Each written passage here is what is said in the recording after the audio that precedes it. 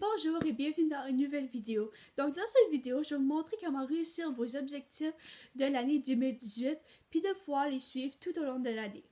Donc mon premier tip est de les écrire puis de les mettre n'importe où que tu vas toujours les voir à chaque jour.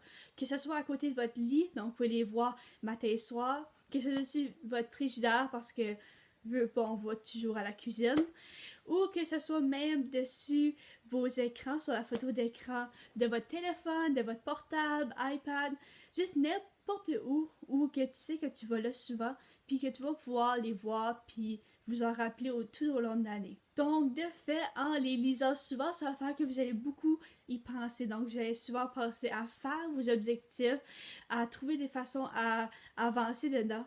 Alors que si on a des objectifs sur le fond du placard, écrits dedans un petit journal, vous allez les oublier, puis vous allez oublier à travailler dessus, puis à la fin de l'année 2018, vous allez même pas vous rappeler que vous aviez ces objectifs-là, mais en les avoir en face de vous autres, vous allez être beaucoup plus sûr de les faire. Bien sûr, lire les objectifs ne va pas faire le travail par lui-même.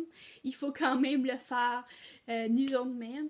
Puis, si c'est un gros projet, comme exemple publier un livre, ça peut sembler assez impossible.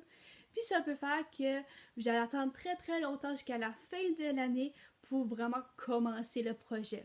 Au lieu de faire ça, briser le gros projet en petits morceaux, c'est qui va faire que ça va sembler un peu moins impossible parce que vous allez vous concentrer d'un morceau à un autre, fait que vous avancez sans vraiment vous en rendre compte, puis vous rendez la tâche sembler un petit peu moins impossible, puis un petit peu moins difficile à faire. Aussi s'appliquer sur des petites tâches. Exemple, si vous voulez boire plus d'eau, prenez une bouteille d'eau, puis vous dites, ok, moi je bois cette bouteille d'eau à chaque jour. Je vais toujours la finir, puis c'est comme ça. Of course, vous pouvez boire un petit peu plus, mais c'est vraiment votre objectif à chaque jour boire une bouteille d'eau. Puis c'est mieux que juste écrire, je vais boire plus d'eau, parce que ça peut être facile de dire, ah ben, j'ai bu deux verres, c'est plus que d'habitude que je bois l'année passée, c'est correct. Essayez vraiment de mettre un objectif comme boire toute une bouteille d'eau. Aussi, si vous voulez faire plus de méditation, si vous voulez faire plus pratiquer de l'espagnol, vous pouvez mettre soit une alarme à chaque fois ou tu peux faire un temps exact. Comme juste avant de coucher, je vais pratiquer un peu d'espagnol. Ou juste après me lever, je vais faire la méditation. Vraiment préparer un temps pour faire, comme ça quand ça arrive, vous n'aurez pas d'excuses. La façon la plus facile pour faire des objectifs, c'est juste de l'inclure dans les routines.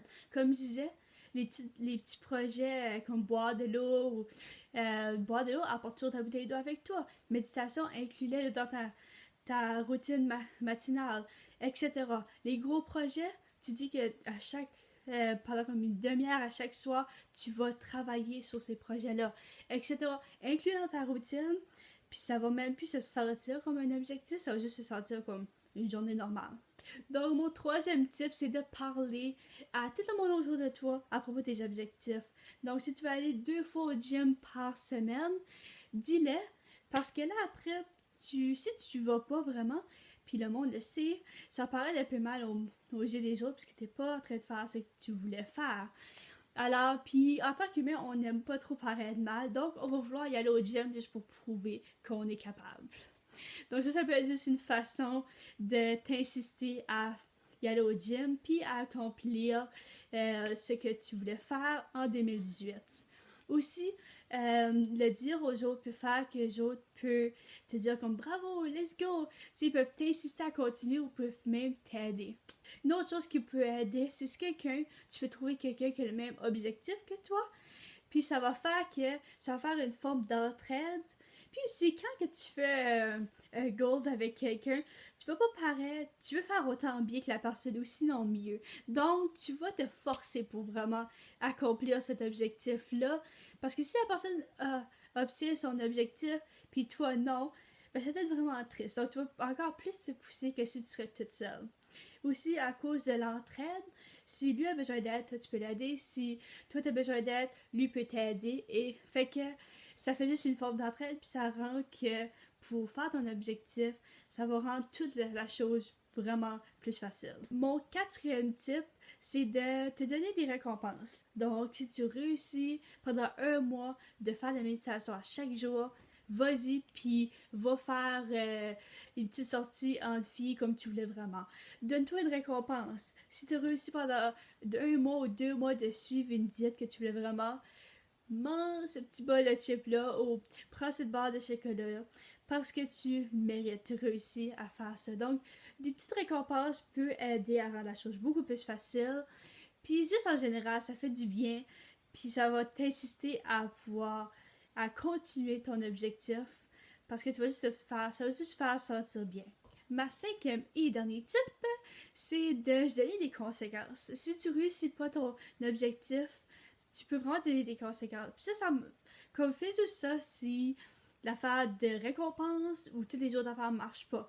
Parce qu'il y en a qui ont vraiment besoin de plus. Comme, il y en a qui sont pas capables. Même si tu te promets quelque chose de gros, même si tous tes amis te poussent, même si tu mets des notes partout, même si tu fais des plans, des fois, il n'y a rien qui marche.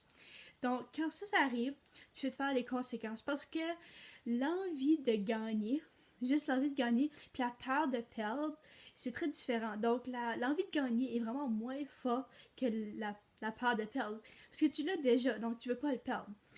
Fait que, si par exemple, tu réussis pas quelque chose, ben finalement, tu vas pas pouvoir jouer au Xbox pendant comme 2 semaines. Si tu peux pas avoir ça, tu pourras pas manger de gâteau pendant un mois. C'est juste comme des trucs comme ça que tu peux te faire. Il y en a où tu peux aller vraiment drastique. Si tu réussis pas cet objectif-là, tu perds 1000$. Tu peux aller vraiment drastique. Comme le plus que tu veux ton objectif, le plus drastique tu devrais y aller. Puis aussi le plus d'efforts que tu as besoin. Parce qu'il y en a qui vont être comme, perdre du gâteau pour un mois, peu importe, ça tente vraiment pas de faire mon objectif. Alors que perdre 1000$, je vais y penser 2 fois. Donc, c'est juste des trucs comme ça que vous pouvez faire. Je conseille de faire ça, mais juste de le faire si vraiment vous êtes désespéré, vous êtes vraiment pas capable de faire de votre objectif. Peu importe ce que vous essayez, vous pouvez essayer de faire ça.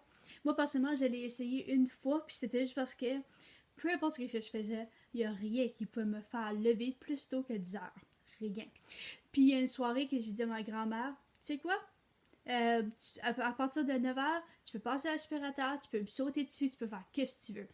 Puis, je me suis levée avant 9h, puis ça fait depuis 3 mois, puis je me suis jamais levée après 9h. Donc, je suis pas mal contente de mon résultat. Sauf que si tu sais que si tu perds, tu réussis à pas le faire, ton objectif, puis là, tu perds ce que tu voulais, peu importe ce que tu as décidé de perdre si tu réussis pas, est-ce que ça va juste te mettre plus à terre ou est-ce que ça va-tu faire comme le contraire de ce que tu voulais faire? Donc, si ça va te mettre encore plus à terre, encore plus pire qu'avant, c'est pas la meilleure des idées. À vrai dire, cette idée-là vient de la chaîne Board a Band. Donc, je vais écrire en bas c'est quoi le nom de la chaîne YouTube. J'ai pas l'impression que je l'ai bien dit, mais c'est vraiment un bon YouTuber. Puis il y a vraiment des très bonnes idées. Puis fait que vous pouvez aller voir qu'est-ce qu'il a fait, puis aller voir cette vidéo-là au complet. Parce qu'il explique très bien qu'est-ce que lui a fait en utilisant cette technique-là. Puis c'est vraiment intéressant. Donc vraiment pour le type 1, 2, 3, tu peux les faire les 3. Mais pour le type 4 et 5, c'est meilleur de choisir un ou l'autre. Tu pourrais faire les deux quand j'y pense, là. T'as une conséquence si tu le fais pas, t'as une récompense si tu le fais. Mais si tu choisis un des deux, fais ça de choisir la bonne. Si t'es quelqu'un qui brise facilement à cause de la pression, si t'es vraiment juste pas capable de subir de la pression du tout, c'est vraiment pas la meilleure des idées. Parce que c'est ça que c'est. Quand tu mets une conséquence, ça met une pression sur toi parce que tu veux pas ne pas faire ton résultat. Mais si tu essaies de faire récompense alors que honnêtement ça te fait pas bouger, c'est pas la meilleure des solutions. Donc je vais finir par, si tu apprends à te connaître, tu vas pouvoir faire ces résultats-là. Moi cette année j'ai tellement changé. J'ai commencé 2 chaînes YouTube, j'ai commencé un blog, j'ai commencé à apprendre l'espagnol, j'ai commencé à typer, j'ai commencé à faire des cours online, j'ai commencé à regarder plein de... J'ai tellement commencé. J'ai commencé à écrire un livre pour enfants. J'ai commencé à écrire un livre fictif. Puis, juste avant l'année 2017, j'ai rien fait de ça. L'année 2017 a été l'année de plus gros changements. Je ne vais même pas commencer. Je pourrais parler pendant 1 heure de temps sur tous les changements que j'ai eus. Mais ça, c'est juste à peu près ce que j'ai commencé comme projet cette année. Puis ça, c'est juste à cause que j'ai appris à me connaître. Et j'ai appris à connaître ce que je voulais faire dans la vie.